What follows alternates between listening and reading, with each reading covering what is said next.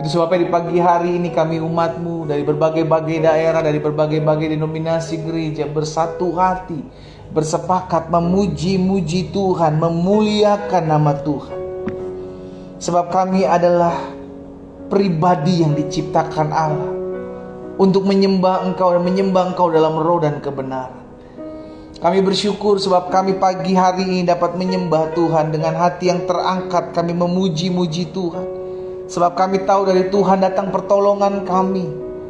Itu sebabnya pagi hari ini kami percaya Allah, kami percaya tergenapi firman Tuhan atas kami, bahwa Tuhan bersemayam, Tuhan bertahta di atas puji-pujian umat-Mu. Sehingga hari ini kami percaya Tuhan hadir di rumah kami masing-masing. Kami percaya Allah melawat setiap kami, sehingga tidak ada yang terlewat daripada lawatan Tuhan. Sebab Engkaulah Yehovah Syama, Engkaulah Allah yang bertahta di atas puji-pujian umat-Mu. Engkau hadir, Engkau melawat setiap kami, sehingga terjadi pemulihan di rumah tangga kami, terjadi pemulihan di kesehatan kami, terjadi pemulihan di ekonomi kami. Sebab Tuhan melawat setiap kami. Ini yang terjadi di rumah Obed-Edom. Ketika bait Allah, takhta kudus Tuhan, hadirat Tuhan ada di rumahnya, maka Tuhan memberkati Obed-Edom serta seisi rumahnya. Ini yang kami percaya. Ketika kami menyembah Tuhan, ketika kami meninggikan nama Tuhan di rumah kami masing-masing, kami sedang menantikan kuasa Allah dinyatakan atas hidup kami. Sehingga pagi hari ini bukan hanya sekedar pagi di mana kami memuji-muji Tuhan. Pagi hari ini bukan hanya kami sekedar pagi di mana kami menonton atau menyaksikan siaran daripada doa pagi secara online, tapi pagi hari ini akan menjadi pagi berkat. Pagi hari ini akan menjadi pagi sukacita. Pagi hari ini akan menjadi pagi lawatan Tuhan. Pagi di mana kami semua mengalami perjumpaan dengan Yesus di dalam nama Yesus. Terima kasih Bapa. Kami rindu membuka hati kami untuk firman-Mu. Kami rindu Tuhan bicara bagi masing-masing kami. Kami rindu pengurapan-Mu turun atas setiap kami. Sehingga pagi hari ini ketika kami mendengarkan firman-Mu, kami mengerti akan kebenaran. Dan biarlah kebenaran ini yang memerdekakan hidup kami. Terima kasih Bapa. Sampaikan sesuatu bagi masing-masing kami Allah Roh Kudus. Di dalam nama Yesus kami berdoa. Sama-sama kita katakan amin. Di rumah kita masing-masing kasih tepuk tangan dulu yang meriah buat Tuhan dong. Haleluya. Sebab Tuhan Allah hadir buat setiap kita yang memiliki hati yang lapar dan haus akan Dia. Haleluya. Selamat pagi Bapak Ibu Saudara dikasih dalam Tuhan, umat Tuhan. Dimanapun Bapak Ibu Saudara berada pagi hari ini, kita bersyukur karena Tuhan ada bagi kita. Amin. Masih ada pergumulan, masih ada masalah, masih ada hal-hal yang mungkin tidak kita inginkan menimpa hidup kita. Tapi selama kita mengerti, kita memulai hari bersama dengan firman, maka jelaslah apa yang dikatakan firman Tuhan. Orang yang mendirikan rumah di atas batu karang adalah orang yang mendengarkan firman dan dia melakukannya. Maka sekalipun ada badai, sekalipun ada banjir, sekalipun ada angin ribut, maka rumah itu akan kokoh. Itulah kehidupan kita. Ketika didasari oleh firman Tuhan, ketika didasari oleh kebenaran Allah, maka kita gak peduli apa yang terjadi di hadapan kita. Kita akan tetap keluar sebagai orang-orang yang menang. Dan kita akan berkata bersama Yesus, aku cakap menanggung segala perkara. Katakan amin. Haleluya. Yes. Nah Bapak Ibu Saudara dikasih dalam Tuhan, pagi hari ini kita sudah ada dalam bahasan selanjutnya dari kitab Kejadian pasal yang keempat ayat 17 sekarang ya kan. Karena kemarin kita sudah belajar Kejadian 4 ayat 8 sampai dengan ayat yang ke-16, di mana kita menghadapi orang-orang yang jahat, kita menghadapi orang-orang yang kepahitan, kita menghadapi orang-orang yang licik di tengah-tengah dunia ini. Kemarin kita sudah bahas, ya kan? Bagi Bapak Ibu yang ketinggalan serial ini, Bapak Ibu bisa kembali belajarnya dan kembali mengambil rema yang kita pelajari kemarin. Dan karena saya sudah bagikan bahasan renungan firman Tuhan ini di akun YouTube channel saya Glenn Latuheru. Jadi Bapak Ibu bisa melihat kembali, belajar kembali, karena kita tahu pasti ada hal-hal yang dahsyat yang akan Tuhan singkapkan dalam kehidupan kita. Dan hari ini kita bahas dalam Kejadian pasal yang keempat ayat 17 sampai dengan ayat yang ke-26. Haleluya. Kain bersetubuh dengan istrinya dan mengandunglah perempuan itu, lalu melahirkan Henokh. Kemudian Kain mendirikan suatu kota, dinamai kota itu Henokh menurut nama anaknya. Bagi Henokh, ayat 18, lahirlah Irad, dan Irad memperanakan Mehuyael, dan Mehuyael memperanakan Metusael, dan Metusael memperanakan Lamek. Berarti Lamek adalah cucu keturunan kelima daripada Kain. Saudara dikasih dalam Tuhan, perhatikan ayat selanjutnya, karena kita akan lihat dari Lamek ini ada terjadi apa ya. Ayat 19, Lamek mengambil istri 2 orang, yang satu namanya Ada, yang lain namanya Zila. Ada itu melahirkan Yabal, dialah yang menjadi bapa orang yang diam dalam kemah dan memelihara ternak. Nama adiknya adalah Yubal, dialah yang menjadi bapa semua orang yang memainkan kecapi dan suling. Zila juga, tadi Ada istri yang pertama, Zila istri yang kedua melahirkan anak juga, yakni Tubal Kain, bapa semua tukang tembaga dan tukang besi. Dan adik perempuan Tubal Kain ialah Naamah. Ya, ayat 23, perhatikan ayat 23 saudara. Berkatalah Lamek kepada kedua istrinya itu, Ada dan Zila, dengarkanlah suaraku, hai istri-istri Lamek, pasanglah telingamu kepada perkataanku ini. Aku telah membunuh seorang laki-laki karena ia melukai aku, membunuh seorang muda karena ia memukul aku sampai bengkak. Lihat saudara, Lamek adalah keturunan Kain. Dan saya percaya apa yang dikatakan firman Tuhan tentang kutuk keturunan.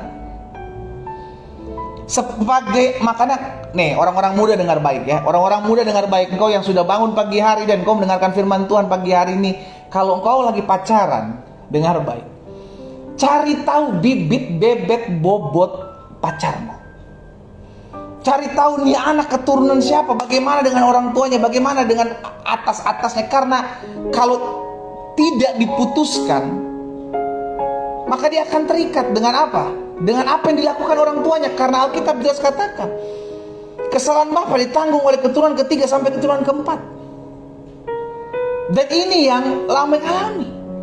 Sebagaimana Kain membunuh saudaranya Abel, maka itu jadi keturunan dalam kehidupan Lamek. Lamek bilang begini, Ada dan Zila, dengarkan suaraku, hai istri Lamek, pasanglah telingamu kepada perkataanku. Aku telah membunuh seorang laki-laki karena ia melukai aku, membunuh seorang muda karena ia memukul aku sampai bengkak. Padahal di ayat 24 perhatikan, sebab jika Kain harus dibalaskan 7 kali lipat, berarti Lamek tahu peristiwa opaknya, iya kan?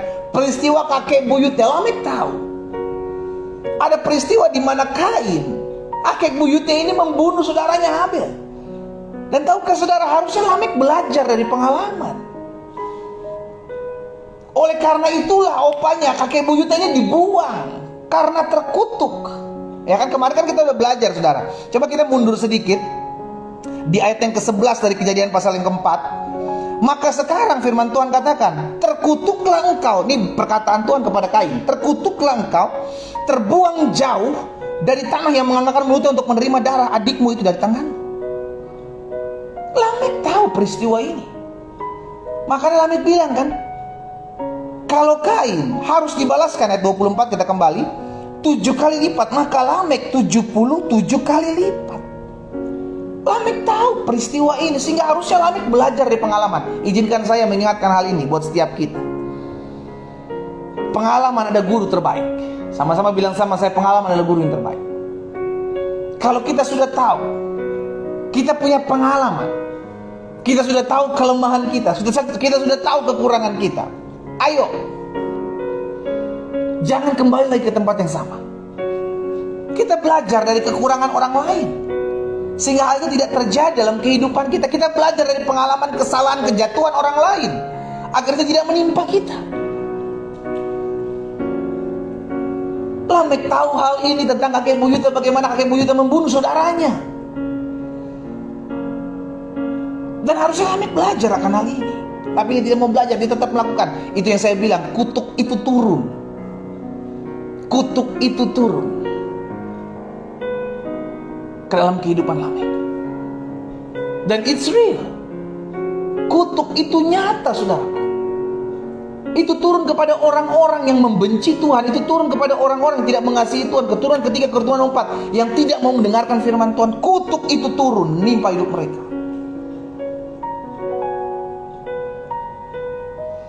Ayat 25. Adam bersetubuh pula dengan istrinya, lalu perempuan itu melahirkan seorang anak laki-laki yang bernama Set. Sebab katanya, Allah telah mengaruniakan kepadaku anak yang lain sebagai ganti Habel, sebab Kain telah membunuhnya. Ayat 26. Lahirlah seorang anak laki-laki bagi Set juga, dan anak itu dinamai Enos. Waktu itulah orang mulai memanggil nama Tuhan. Saudara kasih dalam Tuhan, jadi pada saat keturunan Kain dibuang, Kain terkutuk, dan keturunan-keturunannya mengalami penderitaan, keturunan-keturunan mengalami kesusahan. Maka ketika lahir Enos bagi Adam dan Hawa, bagi Set, saudara dikasih dalam Tuhan, cucu daripada Adam dan Hawa, maka mulai saat itu nama Tuhan mulai didengarkan lagi. Berarti ini yang saya pelajari, bahwa ketika ada orang-orang yang terjatuh dalam dosa, bukan berarti Tuhan meninggalkan. Tuhan selalu memberikan kesempatan. Ini yang dari awal saya bilang berulang-ulang, Tuhan kita adalah Tuhan yang selalu memberikan kesempatan buat setiap kita yang sudah pernah jatuh. Ayo berbalik, ayo mau dipulihkan. Jangan sampai kita dibiarkan akhirnya kita tinggal dalam dosa, akhirnya kita tinggal dalam kekelaman, sampai kita lupa bahwa ada tangan Tuhan yang terulur dan mengatakan, mari kepadaku, hai kamu yang sudah berbeban berat, aku akan berikan kelegaan kepadamu. Tugas kita adalah sadar, saya harus berbalik kepada Tuhan. Saudara dikasih dalam Tuhan, jangan biarkan dosa mengikat kita. Kita harus dipulihkan, kita harus bangkit dari setiap keterpurukan kita. Karena hari-hari ini adalah hari-hari yang semakin jahat. Tapi yang hari ini saya mau bahas dari Kejadian pasal yang pertama, pasal keempat, ayat 17 sampai 26 ini adalah tentang kutuk. Itu sebabnya Yesus harus datang untuk menebus kita dari kutuk-kutuk ini yang seharusnya menimpa kita, karena upah dosa adalah maut. Dan Kain harus mengalami itu, sehingga Lamek mengalami hal yang sama. Dia juga menjadi seorang pembunuh. Dari orang tua, keluarga-keluarga yang hidupnya hancur akan lahir keturunan-keturunan yang hancur. Makanya selalu saya bilang begini, suami istri dengar baik. Dengar baik. Kalau engkau mulai berpikir untuk bercerai dalam pikiranmu, pikirkan bukan hanya dirimu, bukan hanya masalahmu, bukan hanya kekesalanmu, bukan hanya egoismu, tapi pikirkan juga keturunan-keturunanmu. Karena kutuk itu akan turun ke keturunan-keturunan kita. Kenapa? Karena kalau orang rumah tangganya bercerai, maka anak-anak akan melihat, oh, perceraian adalah suatu jalan keluar. Dan itulah yang akan dilakukan oleh anak-anak kita ke depan ketika mereka berumah tangga dan mengatakan bahwa perceraian adalah jalan keluar. Kita nggak mau melihat hidup anak-anak kita hancur. Karena itu rumah tangga, engkau seorang istri, engkau seorang suami yang hari-hari rumah tanggamu sedang tergoncang, belajar andalkan Tuhan. Belajar andalkan Tuhan, tetap pertahankan rumah tanggamu. Karena bukan hanya kita yang hancur ketika ada perceraian, tapi keturunan-keturunan kita akan melihat satu ketauladanan bahwa perceraian adalah jalan keluar. Dan itu akan terus berulang-ulang, terus berulang-ulang. Anak-anak kita dari anak-anak kita akan melihat hal yang sama. Cucu dari anak-anak kita akan melihat hal yang sama. Dan itu akan terus, itu yang kita katakan sebagai kutuk keturunan. Karena itu pikirkan baik-baik sebelum kita melakukan segala sesuatu. Pikirkan baik-baik sebelum kita melakukan segala sesuatu. Lihat Keluaran pasal 20 ayat yang kelima.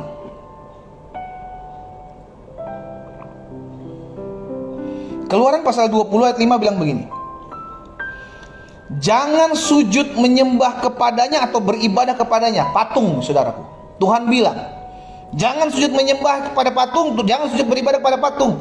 Sebab aku, Tuhan Allahmu, adalah Allah yang cemburu, yang membalaskan kesalahan bapa, perhatikan, kepada anak-anaknya, kepada keturunan ketiga, keturunan keempat dari orang-orang yang membenci aku. Jadi izinkan saya mengingatkan hal ini, saudara. Kalau kita mau melakukan sesuatu yang quote and quote bodoh, sesuatu yang tidak takut akan Tuhan, Maka harus kita pikirkan apa? Hal itu bukan hanya menimpa saya. Orang-orang yang bermain kuasa kegelapan, orang-orang yang bermain perdukunan, ilmu hitam, saudara kasih dalam Tuhan, itu bukan hanya menimpa dirinya. Kutuk itu akan turun kepada keturunan-keturunan kita, sehingga akhir keturunan-keturunan kita hidupnya hancur, hidupnya berantakan. Saya dengar dari kesaksian rekan saya, hamba Tuhan Daud Tony. Dia bilang ketika ada orang meminta bermain pesugihan, dia meminta harta dari dukunkah, dari kuasa-kuasa kegelapan, itu sebenarnya nggak ada yang free, nggak ada yang gratis. Itu diambil dari bless, dari berkat daripada anak cucumu, diambil dikasih kepadamu, sehingga anak cucumu tidak menerima itu. Yang ada mereka hanya menerima kutuk, menerima kesialan. Jadi seakan-akan benar, kayaknya ada, kayaknya nyata, tapi ternyata itu adalah tipuan. Makanya iblis adalah bapa segala dusta. Dan dampaknya bukan hanya pada kita, saudara. Kesusahan itu akan turun kepada anak cucu kita, bahkan cicit keturunan keempat. Dan coba kalau saudara lihat, ada orang-orang yang bermain dengan kuasa kegelapan, ada orang-orang yang hidupnya jauh dari Tuhan. Itu berlaku buat anak-anaknya. Tapi ada satu jalan keluar.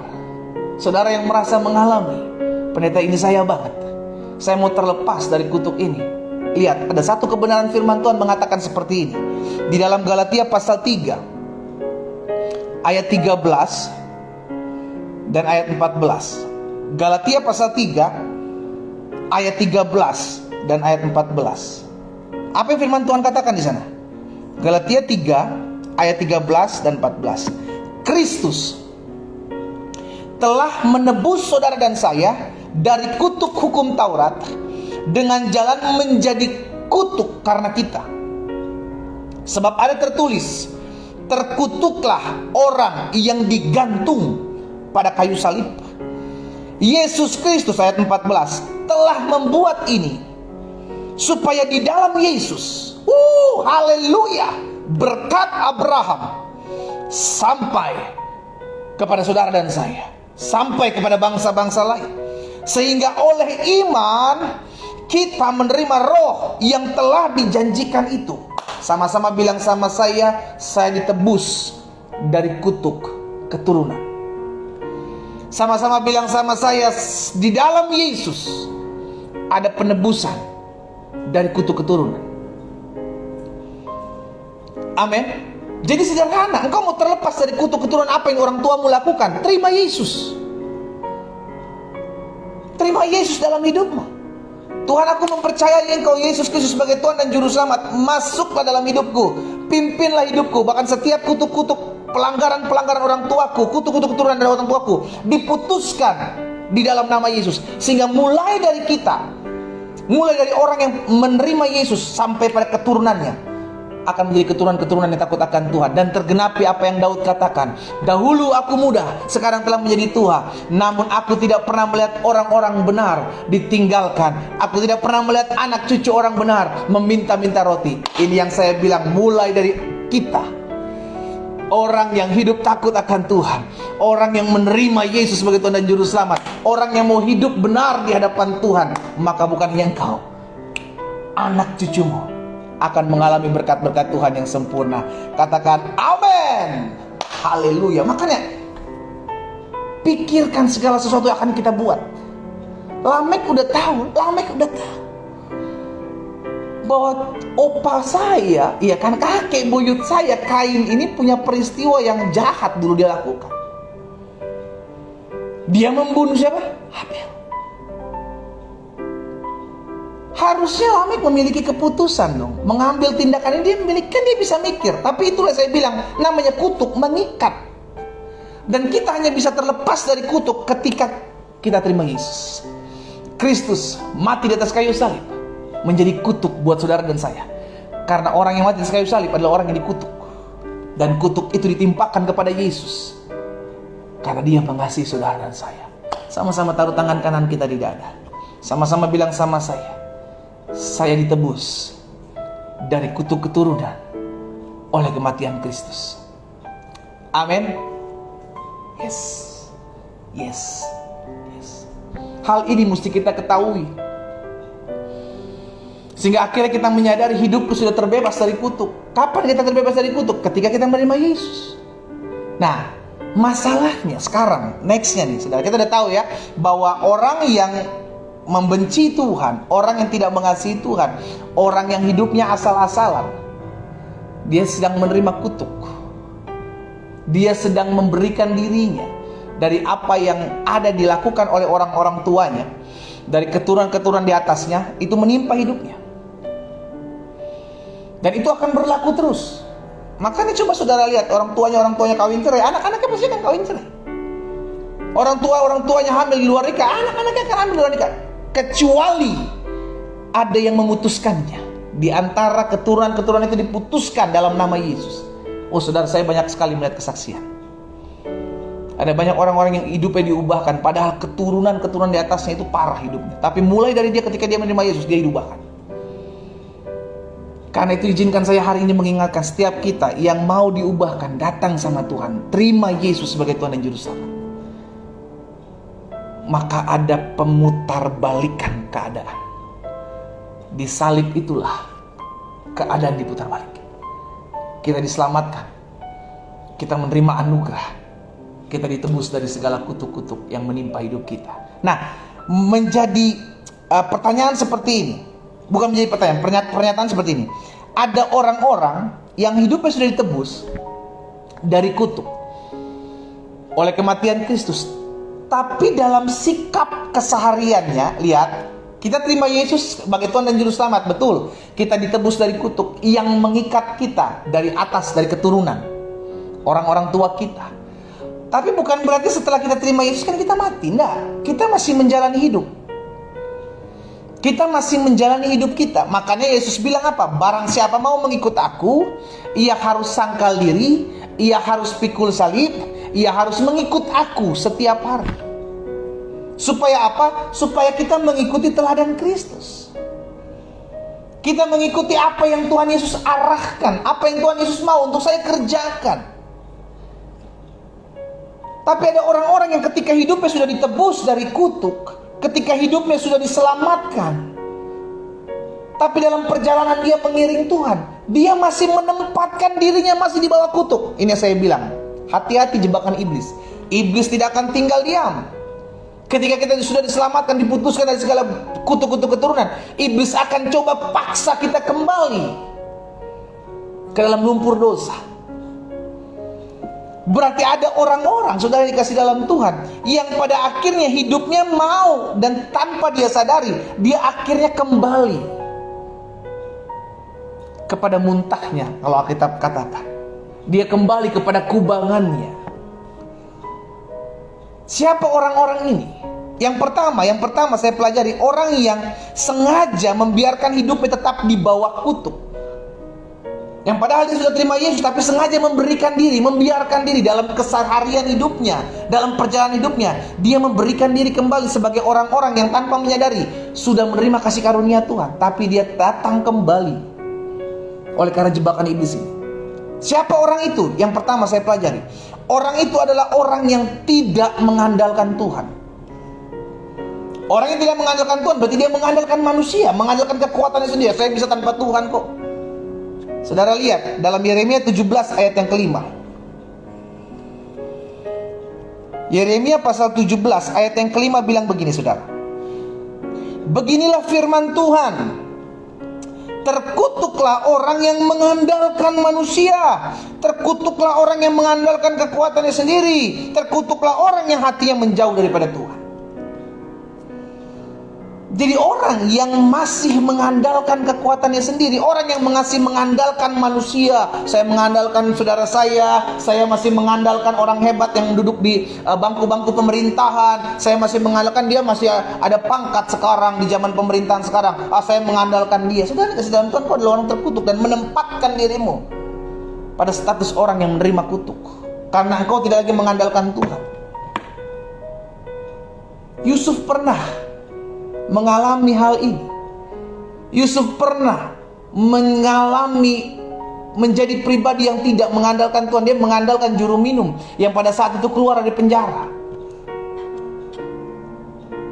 Dia bilang sama juru minum, ingatlah akan aku ketika engkau dikembalikan kepada pangkatmu, kedudukan. Tapi Alkitab catat apa? Dia tidak diingat. Yusuf tidak diingat oleh juru minum raja. Nanti setelah lewat beberapa tahun, baru juru minum teringat. Dan saya percaya itu karena Tuhan yang mengingat. Izinkan saya hari ini mengingatkan pada setiap kita, stop andalkan manusia. Engkau tidak akan pernah mengalami hari baik ketika engkau mengandalkan manusia. Betul, manusia bisa dipakai oleh Tuhan. Manusia adalah perpanjangan tangan Tuhan. Tapi jangan andalkan manusianya. Engkau andalkan pusat pemerintahannya. Iya kan? Saya sebut pusat pemerintahan karena Tuhanlah yang menggerakkan hati. Amin. Tuhan yang menggerakkan hati manusia. Seperti batang air di tangan Tuhan, Dia alirkan kemanapun Tuhan mau. Kita mengerti, kita nggak boleh andalkan manusia, karena manusia bukan Tuhan. Yang saya harus andalkan murni adalah Tuhan, ya. Jadi orang-orang yang menempatkan diri kembali di bawah kutuk adalah orang-orang yang tidak mengandalkan Tuhan, orang-orang yang mengandalkan kekuatan sendiri. Karena orang-orang yang mengandalkan kekuatan sendiri, dia akan cenderung liar, dia akan cenderung menghalalkan segala cara, dia akan mengambil jalan pintas, bukan jalan keluar. Saya bisa tanpa Tuhan. Oh, buktinya bisa nih Pak, saya pakai ini. Betul, kita harus kerjakan bagian kita, tapi jangan pernah lupa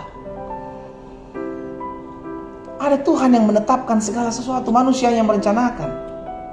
Tapi keputusan itu berasal daripada Tuhan. Keputusan adalah dari tangan Tuhan. Nah, yang kedua, orang yang sengaja membiarkan hidupnya tetap di bawah kutuk, orang itu adalah orang yang hidup hanya untuk dirinya sendiri. Hidup egois, hidup mau menang sendiri, hidup hanya mementingkan dirinya sendiri. Dan ini adalah sindrom akhir zaman, me, myself, and I. Saya, dan saya. Saya nggak peduli orang lain susah.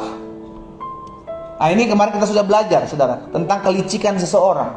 Orang kalau udah licik, orang jadi orang jahat, yang gak peduli sama orang lain, gak peduli orang lain susah, yang penting saya senang. Gak peduli orang lain menderita, yang penting saya bahagia. Jahat, saudara. Dan orang-orang seperti ini hadir di akhir zaman, di ujung-ujung akhir zaman sekarang kita berada.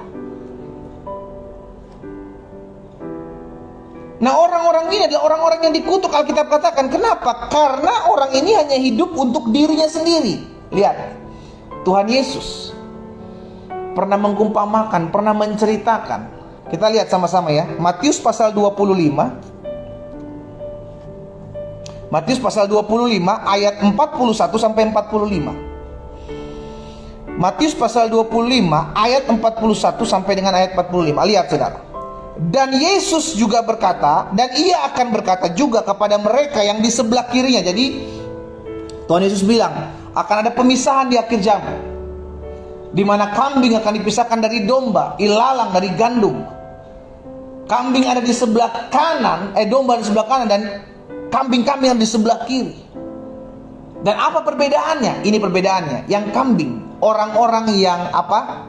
Mengalami kutuk dari Tuhan, mengalami murka Tuhan, adalah orang yang apa? Nih lihat ya. Ia akan berkata juga kepada mereka yang di sebelah kirinya. Ini kambing-kambing ini, saudara. Enyahlah dari hadapanku, hai kamu orang-orang apa? Halo, terkutuk. Hai kamu orang-orang terkutuk, enyahlah ke dalam api yang kekal yang telah disediakan untuk iblis dan malaikat-malaikatnya. Sebab, lihat, sebab apa orang ini menjadi orang yang terkutuk? Sebab ketika aku lapar, kamu tidak memberi aku makan. Ketika aku haus, kamu tidak memberi aku minum. Ketika aku seorang asing, kamu tidak memberi aku tumpangan. Ketika aku telanjang, kamu tidak memberi aku pakaian. Ketika aku sakit dalam penjara, kamu tidak melawat aku. Berarti orang ini hanya hidup untuk dirinya sendiri, tidak mau memperhatikan orang lain. Gak peduli orang lapar, yang penting saya kenyang. Gak peduli orang haus, yang penting saya gak haus. Gak peduli orang kekurangan, yang penting saya berkelimpahan. Gak peduli orang telanjang, yang penting saya berpakaian. Orang ini yang mementingkan di sini. Ayat selanjutnya, ayat 43. Lalu mereka pun menjawab dia, Tuhan, bila mana kami melihat engkau lapar atau haus, atau sebagai orang asing, atau telanjang, atau sakit, atau dalam penjara, dan kami tidak melayani engkau? Ayat 45.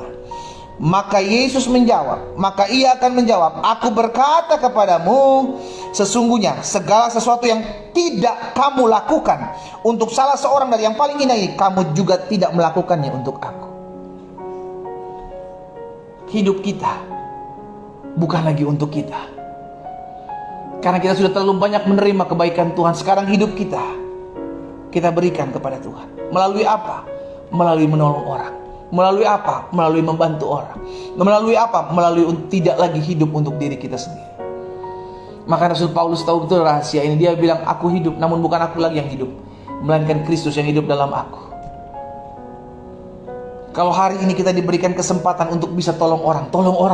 Jangan ungkit-ungkit. Kalau hari ini kita diberikan kesempatan untuk bantu orang. Jangan ungkit-ungkit. Karena ketika engkau melakukan sesuatu yang kepada seorang yang paling hina, Yesus bilang apa? Engkau sedang melakukannya untuk aku. Stop hidup untuk diri kita sendiri. Di masa-masa pandemi ini ada banyak orang tergoncang. Ada banyak orang mengalami kekurangan. Kalau kita bisa bantu. Apa yang bisa kita buat, apa yang bisa kita kerjakan. Jangan pernah bilang, tapi saya nggak punya Jangan cari apa yang kau nggak punya. Lakukan apa yang kau bisa lakukan. Jangan bilang apa yang tidak bisa kau lakukan. Yang bisa kau kerjakan. Jangan jadikan kelemahanmu justru menjadi kita nggak bisa buat apa-apa. Apa yang bisa kita buat. Apa yang bisa kita kerjakan. Jangan memikirkan apa yang tidak kita punya. Selalu pikirkan dan lihat apa yang kita bisa beri. Itu yang Petrus katakan kepada orang yang pengemis. Emas dan perak tidak ada padaku, tapi apa yang ku punya, ku berikan kepadamu. Demi nama Yesus dari Nazaret, berjalanlah. Petrus nggak kasih emas, Petrus nggak kasih uang, Petrus nggak kasih perak kepada pengemis itu. Petrus melayani. Berarti bukan soal apa yang bisa kita berikan, tapi bagaimana sikap hati kita dalam kita melayani sesama. Ya. Jadi orang yang menempatkan dirinya di bawah kutuk adalah orang yang hidup hanya untuk dirinya sendiri. Yang pertama, orang yang tidak mengandalkan Tuhan. Dan kedua, ada orang yang tidak hidup, orang yang hidup hanya untuk dirinya sendiri. Dan yang ketiga, yang terakhir, orang yang sengaja membiarkan hidupnya tetap di bawah kutuk adalah orang yang pertama tidak mengandalkan Tuhan. Dan yang kedua, orang yang hidup hanya untuk dirinya sendiri, tidak memperhatikan orang lain. Dan yang ketiga, yang terakhir, orang yang menempatkan diri di bawah kutuk adalah orang yang tidak mengasihi Tuhan. Oh, ini jelas. Berarti dia hidup jauh dari Tuhan. Dia hidup jauh dari kasih karunia Tuhan. Dan ada orang-orang yang seperti ini. Oleh karena dia kecewa dengan sesama, dia kecewa dengan hamba Tuhan, akhirnya ujung-ujungnya dia kecewa dengan Tuhan. Akhirnya hidup menjauh dari Tuhan.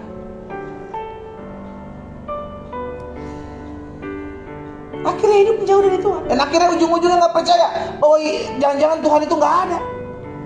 Nah, orang-orang seperti ini yang tadinya udah menerima kasih karunia anugerah Tuhan, menempatkan diri kembali untuk hidup di bawah kutuk. Akhirnya hidupnya apa? Mengalami kesusahan. Lihat 1 Korintus 16 ayat 22 sebagai ayat terakhir. 1 Korintus 16 ayat 22, Rasul Paulus bilang begini, siapa yang tidak mengasihi Tuhan, apa dibilang? Terkutuklah dia. Maranatha. Sekarang dikasih dalam Tuhan, kita sudah ditebus dari kutuk keturunan. Karena itu hendaklah hidup kita berpadanan dengan firman. Engkau yang sudah tahu kebenaran, lakukan. Suami-suami, engkau sudah terima Yesus, jadi suami teladan, jadi imam.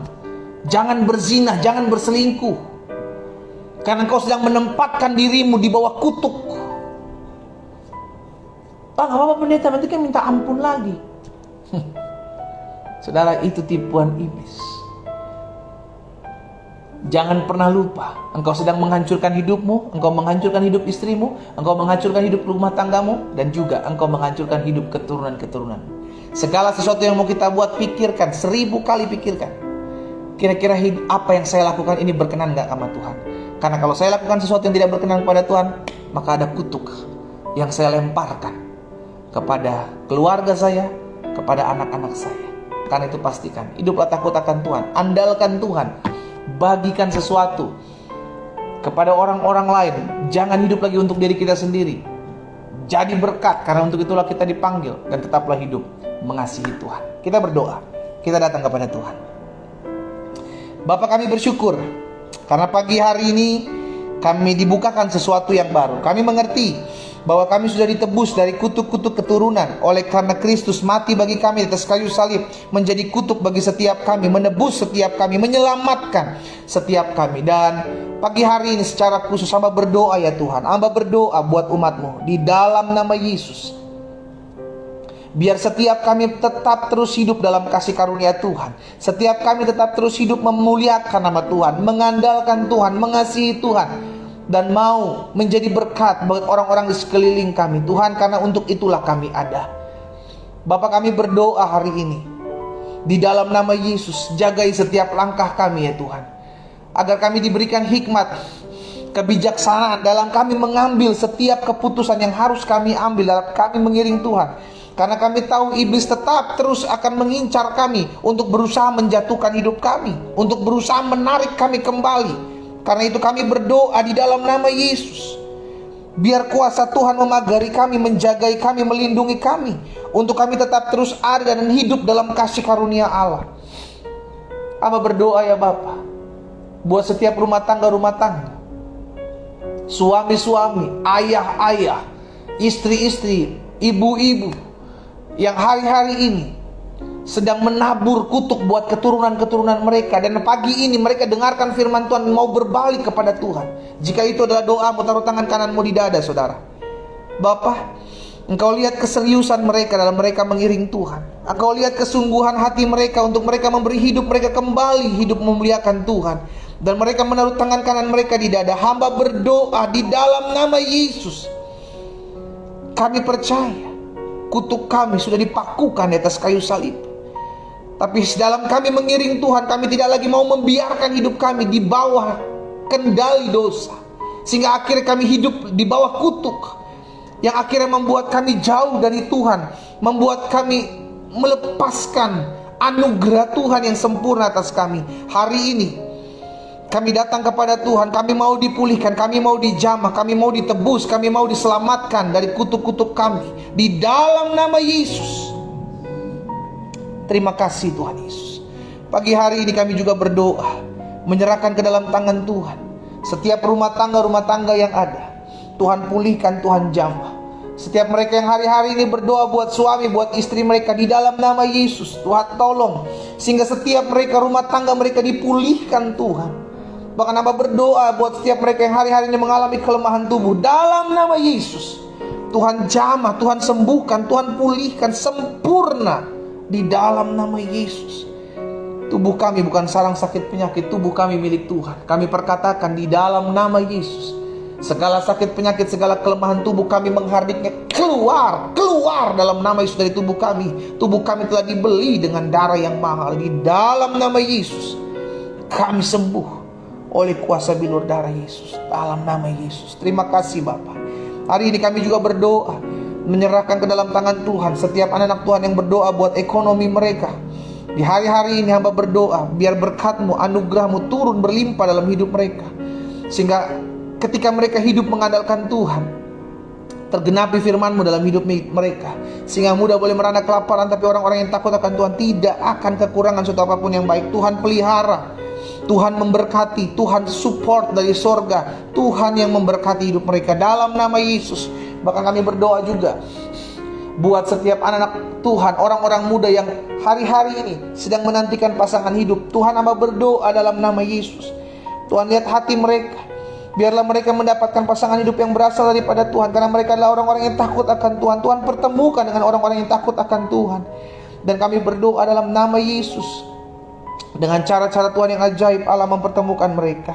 Bapak, kami berdoa menyerahkan ke dalam tangan Tuhan yang kuat.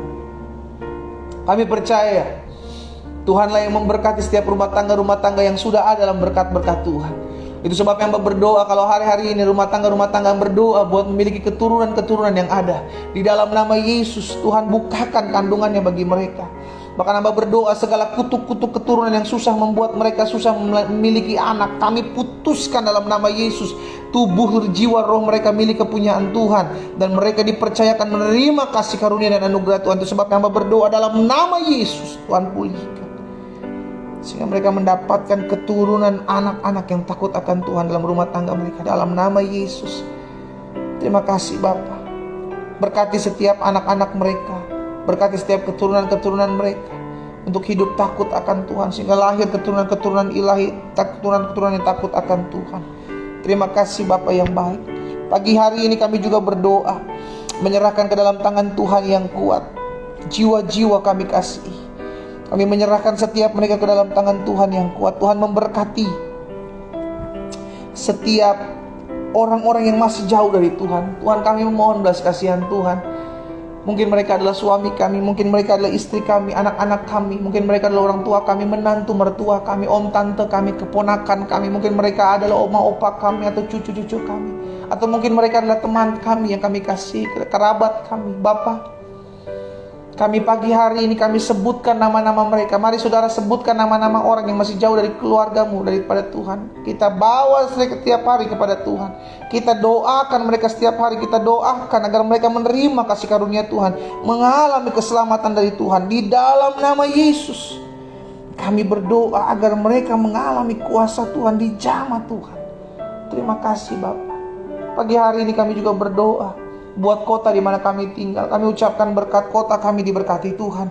Sebutkan kotamu masing-masing saudaraku. Angkat kedua tanganmu, ucapkan berkat buat kota di mana engkau tinggal. Karena kesejahteraan kotamu ada kesejahteraanmu. Kami mengangkat tangan kami di rumah kami masing-masing Allah. Kami berdoa memohon belas kasihan Tuhan untuk memberkati kota kami. Kami ucapkan berkat, diberkati kota kami.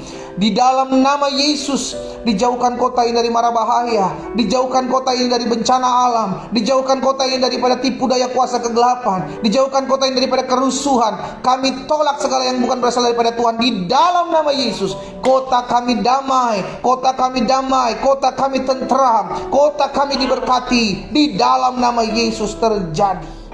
Terima kasih Bapa. Kami menyerahkan juga bangsa kami ke dalam tangan Tuhan. Indonesia milik kepunyaan Tuhan. Allah memberkati rencana-rencana bangsa kami ke depan. Perpindahan ibu kota, Tuhan tolong segala sesuatunya boleh berjalan dengan baik dalam campur tangan Tuhan. Maupun penyebaran vaksin untuk booster yang ada. Di dalam nama Yesus, semua dalam kendali Tuhan. Segala rancangan-rancangan orang jahat kami patahkan. Roh-roh adu domba kami patahkan dalam nama Yesus. Berkati Bapak Presiden Allah, Wakil Presiden, jajaran menteri yang ada, pemerintahan yang ada di pusat, di daerah, DPR di tingkat 1, DPR di tingkat 2, MPR yang ada. Kami doa, Kapolri, Panglima TNI, para bupati, para gubernur, para wali kota, di dalam nama Yesus, Allah sendiri yang memberkati hidup mereka. Belas kasihan-Mu ada atas mereka. Tuhan, kami berdoa, anugerah-Mu ada atas bangsa kami. Kami berdoa, campur tangan Tuhan dalam mereka menangani pandemi COVID. Tuhan memberkati, beri hikmat, kebijaksanaan dalam mengambil setiap keputusan. Di dalam nama Yesus kami berdoa buat Menteri Kesehatan, diberikan roh takut dan gentar akan Tuhan, juga berkati. Di dalam nama Yesus kami berdoa buat mereka yang berdiri di garda terdepan, para dokter, para suster, para relawan, perawat kesehatan, TNI, Polri. Tuhan campur tangan dalam hidup mereka, agar mereka dijaga, dilindungi oleh kuasa Tuhan. Bapa, terima kasih.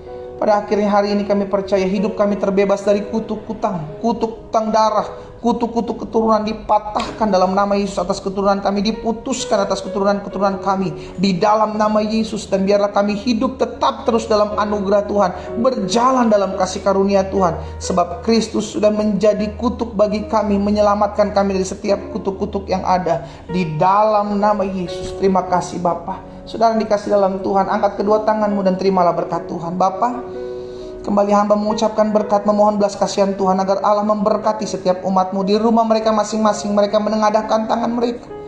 Mereka siap menerima berkat yang datangnya daripada-Mu. Di dalam berkat nama Bapa, Anak dan Roh Kudus. Di dalam nama Tuhan Yesus Kristus turunlah berkat surga atas hidupmu. Penyertaan perlindungan pasukan malaikat surga Allah menjagamu dimanapun kau berada. Dan darah Yesus Kristus menutup bungkus engkau mulai hari ini sampai selama-lamanya.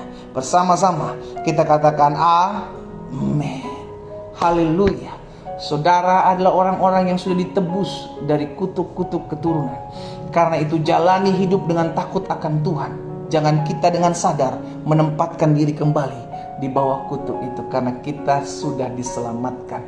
Doa saya menyertai Bapak Ibu sudah dikasih dalam Tuhan. Kita kembali ketemu besok di jam yang sama, 4.30 waktu Indonesia bagian Barat, 5.30 waktu Indonesia bagian Tengah, dan 6.30 waktu Indonesia bagian Timur, dalam pembahasan kitab Kejadian dan seterusnya. Dan tetap terus jadi berkat dimanapun saudara berada, karena kita ada untuk memuliakan nama Tuhan. Selamat pagi, selamat beraktivitas. Tuhan Yesus memberkati. Shalom.